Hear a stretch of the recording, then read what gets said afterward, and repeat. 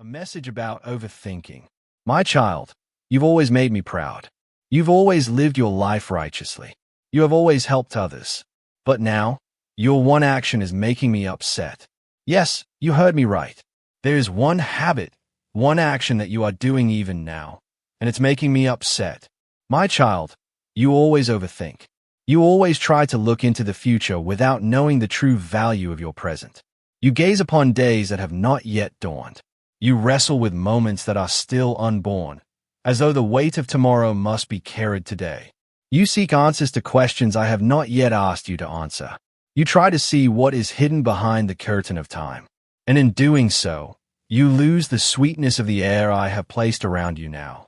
Why do you let your thoughts race ahead of your steps? Why do you let your heart run into valleys that are not yours to walk yet? My child, hear me. I am not only the God of your future. I am the God of your present. I dwell in eternity, and yet I choose to meet you in this very breath. I am not far off in a land called someday. I'm here right now, in the sound of your heartbeat, in the rise and fall of your chest, in the air that fills your lungs. I am with you. You search for me in 1,000 tomorrows, and yet I am whispering in your today, calling you by name. The gift of time. Do you know why I gave you the gift of time as a series of moments instead of showing you everything all at once? Because I wanted you to learn to trust me. If I placed the entire map before your eyes, would you seek me daily? Or would you run ahead, thinking you no longer need my hand to guide you? My wisdom has no end, and my thoughts are higher than yours. I see the end from the beginning, and yet I walk with you step by step, because in the steps is where our fellowship deepens. Overthinking is the chain the enemy uses to keep you from peace. It looks harmless. It looks like caution. It looks like planning. But underneath it is fear wearing the disguise of wisdom. Fear tells you that if you can predict every outcome, you can control it. But my child, you are not called to control what I have already secured. You are called to rest in what I have promised. When you think beyond the light I have given you for today, you step into shadows that are not from me. You start imagining storms that will never come, battles that will never be fought, losses that will never touch you. And while your mind is running through deserts of what ifs, the garden of today lies untouched. Look at the flowers around you. Do they worry about the storm that might come next week? Do they strain to see where the sun will rise tomorrow? No, they open themselves fully to the warmth of this moment. And in that simple act, they glorify me. Yet you, my beloved, who are worth more than all the flowers of the field, often live as though this moment is not enough. You rush past the gift I have placed in your hands because your eyes are on a horizon you cannot reach today. I do not say this to condemn you, but to awaken you. For every time you lose yourself in overthinking, you let your peace slip through your fingers. You let joy escape like vapor from an open jar. You let the beauty of now become blurred because your gaze is fixed on what is not yet. My child, come back. Return your heart to this breath, this beat, this light. For I am here, not in your imagined fears, not in your future worries, but hey, stories of those who found peace. My child, listen closely, for I will tell you of those who once walked in the same restlessness that now troubles your heart and how they found their peace in my will, not in the designs of their own making. There was a man who stood on the threshold of his destiny, yet trembled at the uncertainty before him. He stayed into the shadows of tomorrow, wondering whether the light would ever find him there. He calculated, worried, and doubted, thinking his future rested solely upon the fragile scaffolding of his own strength. But what he did not know was that I had already gone before him. I had already carved a path through the wilderness and set rivers to flow in dry places. And when the day came that he stopped clutching at the future like a fearful child and laid it all in my hands, he saw doors swing open in places where there had been no walls. He laughed, not because the journey had been easy, but because the weight of worry had finally fallen from his shoulders, replaced by the lightness of trust. And there was a woman who feared her life would wither before her dreams could bloom. She stared at the horizon of years ahead and thought of everything she lacked: time, opportunity, courage. Her nights were long with questions and her days heavy with striving, for she believed that if she could just plan well enough, fight hard enough, she could force the future to obey her will. Yet I whispered to her heart, "Let go." She did not understand at first, for the language of surrender sounded like defeat to her. But when she finally yielded, when she released her grip on the future and held fast to me instead, she found that her steps began to align with streams of favor she could not have arranged on her own. And when she looked back, she saw a trail of wonders she had once been too anxious to imagine. My child, do you see? These were not extraordinary people. They were like you, hearts full of longing, minds tangled with questions. But what changed their lives was not more planning, nor more foresight, but more trust. They learned that the canvas of the future does not belong to the one who stays at it, but to the one who paints it. There was another, a young soul who believed happiness could only come when every piece of the future was perfectly in place. He counted days, measured seasons, and searched the skies for signs. Yet the more he stared ahead, the more joy drained from the present. One day, weary and worn from carrying tomorrow's burdens, he knelt and whispered, "Lord, I cannot see the road, and I cannot bear this weight." In that moment, my presence wrapped around him like a warm cloak in the cold. I spoke softly, "Then let me carry it." And as he rose, he found that peace had entered his heart. Not because I showed him every step ahead, but because he knew who would walk with him no matter where the road turned. There was also a mother who feared for her children's tomorrows. Each night she sat awake wondering if the path ahead of them would be safe, if the world would treat them kindly, if their lives would unfold as she dreamed. But I had written a story for each of them that her mind could not fathom. I had woven grace into every chapter. When she finally placed their futures in my care, when she whispered, "They are yours, Lord," she felt the weight of 1,000 fears dissolve. Years later, as she watched her children blossom in ways she had not even known to hope for, her heart swelled with gratitude that she had trusted me with what she could not control. And there was a man who thought his days of joy had passed him by. He had once held dreams bright as morning.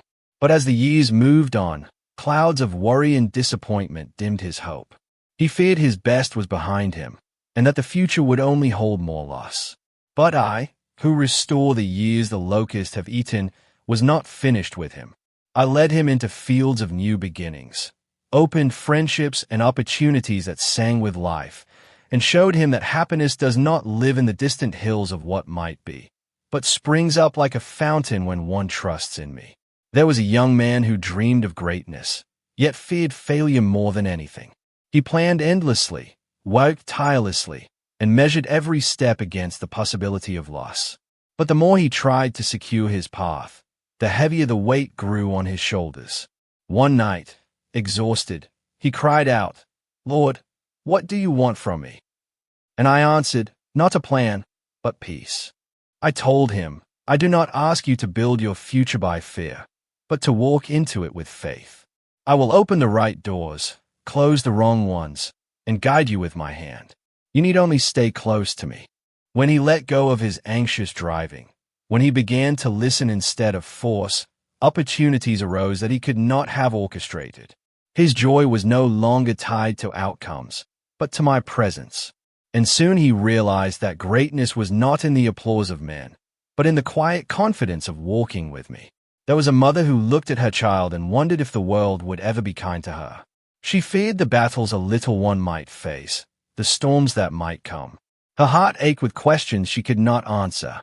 But I whispered to her, "Did I not form this child in the secret place? Did I not write every day of her life before one of them came to be?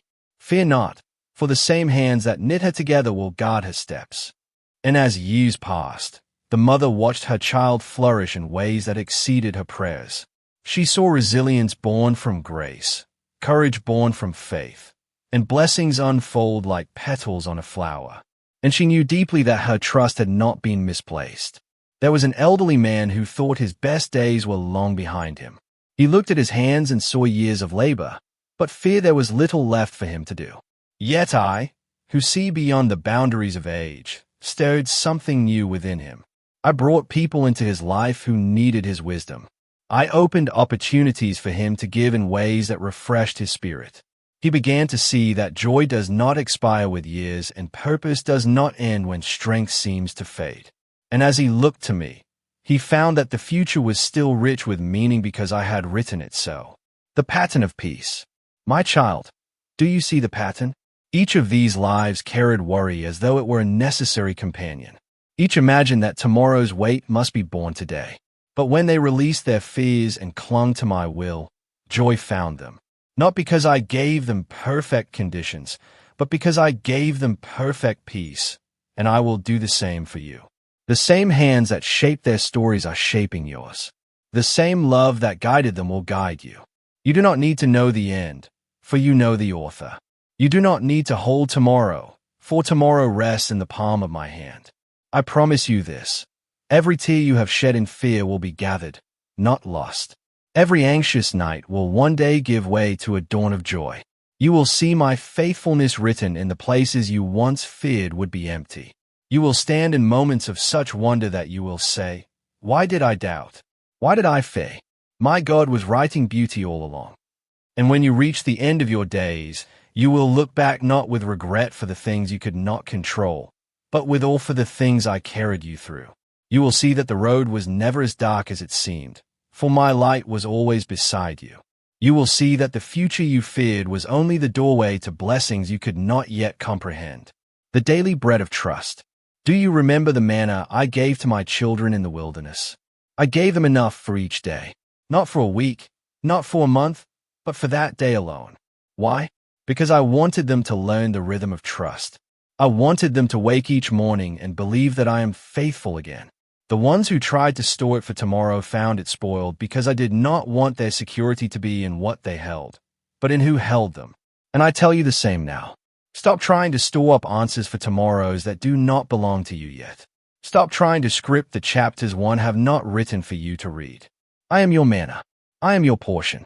I am your daily bread. Trust me for today and let tomorrow be carried in my hands. When you overthink, you live twice. Once in fear and once in reality. But the fear life you live in your mind steals strength from the real life you are meant to live now.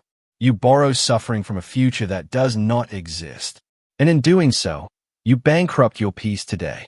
My child, why do you wound yourself with shadows? Why do you drink from the cup of dread when I offer you the water of peace? You say, "But Lord, what if I fail? What if I lose? What if pain comes? What if the door closes?" And I answer you with my eternal voice, "What if I am greater than your failure? What if my grace is deeper than your loss? What if the pain you fear becomes the path to a greater glory? What if the closed door is the hand that shields you from harm?" You see, every what if the enemy plants in your mind, I have already answered with my presence. And my presence is enough, the sweet song of trust. When you seek to know tomorrow, you rob yourself of the wonder of trust. Do you not know that trust is the sweetest song you can sing to me? When you lean on me without knowing what lies ahead, that is worship in its purest form. And when you trade that song for the harsh noise of anxiety, your heart grows weary. Let me teach you the melody of rest again. There is a reason I gave you this present moment. Genesis 13. And Abram went up out of Egypt, he and his wife, and all that he had, and Lot with him into the south. And Abram was very rich in cattle, in silver and in gold. He went on his journeys from the south even to Bethel, unto the place where his tent had been at the beginning, between Bethel and Hai, unto the place of the altar, which he had made there at the first. And there Abram called on the name of the Lord. And Lot also, which went with Abram, had flocks and herds and tents. And the land was not able to bear them, thus of the earth. And so that if a man can number the dust in the length of it, and in the breadth, do not worry about tomorrow, for tomorrow will worry about itself. Each day has enough trouble of its own. A Bíblia é a palavra de Deus, a palavra que salva, a palavra que liberta. The future you fear is already written in my book. Every step, every turn, every hill and valley, I know it all. And in my knowing, there is peace. Because my knowing is not just knowledge, it is love. I have planned your future with the tenderness of a father and the wisdom of a king. I have prepared places of rest and places of strength. I have prepared battles, yes, but also victories beyond your imagining. And even in the battles, I will never leave you. Even when the road winds through valleys of shadow, my rod and staff will comfort you. You will not walk alone, not for one heartbeat, not for one breath. So why do you fear what I have already secured? Why do you spend hours in your mind building walls of worry when I have built towers of refuge for you? My child, let go. Release the grip of control. Surrender the obsession to know it all. For knowing everything will not save you. Only knowing me will. And you know me already. You have seen my faithfulness before. Have I not carried you through fires that should have consumed you? Have I not parted waters you thought would drown you? Did I not open doors you never thought could open? And yet here you are, still held by my hand. If I have done this, will I not do more? Will I not keep being who I have always been? Laying down the weight.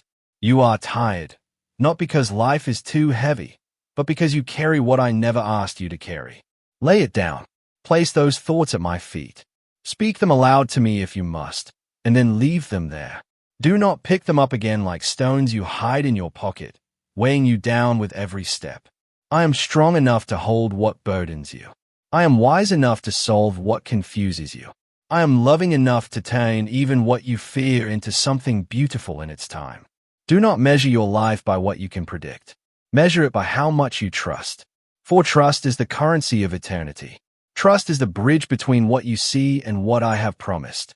And the more you trust, the more you will see my goodness unfold before your eyes like the sunrise that never fails.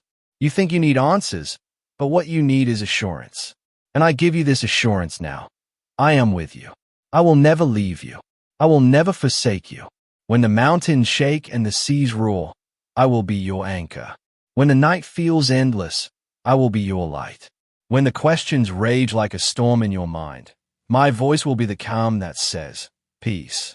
Be still. Blessings upon your future. And now, my beloved child, listen to my voice as I pour blessings into your soul. For the future you fear is not a place of darkness, but a garden of my making where streams of grace run deep and the fragrance of peace fills the air. I speak over you life and not despair, joy and not sorrow, abundance and not lack. I speak over you a journey filled with signs of my presence, where every step, even those that seem uncertain, is guided by my unseen hand. I have placed angels along your path, messengers of strength who move at my command to guard you in ways you cannot see. I have hidden treasures in the folds of your days, moments of unexpected beauty, friendships born of divine timing, victories that spring from struggles you once thought would break you. Nothing in your life is wasted. Every tear you have shed, every prayer whispered into the silence, has risen before me like incense, and none have been forgotten. I bless your mind with stillness, that the storms of overthinking may cease, and my peace may settle like soft rain upon your thoughts. I bless your heart with courage, that you may embrace each day not with trembling, but with trust. I bless your eyes to see the small wonders I scatter through your present, the laugh of a friend, the warmth of the sun, the tenderness of my spirit reminding you that eternity touches every moment you live. I declare over you that your future is not fragile, for it is woven into my eternal plan, and my plans cannot fail.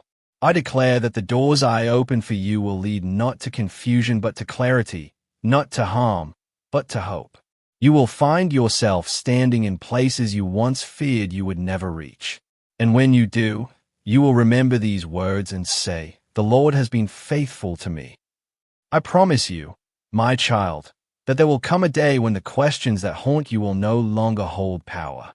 You will look back and see a mosaic of grace, pieces of pain and joy, struggle and triumph, all fitted together into something beautiful beyond description.